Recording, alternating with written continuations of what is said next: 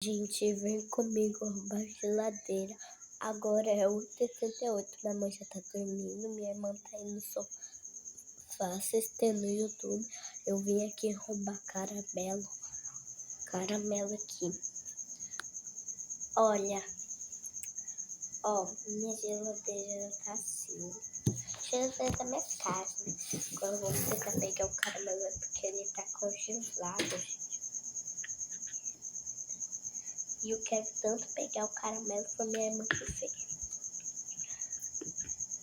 Gente, tá uma delícia, eu quero provar.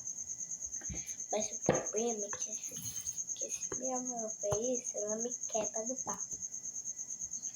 Me quebra no pau. Ai, consegui arrancar um pedacinho. Consegui, ó. Tá desse jeitinho.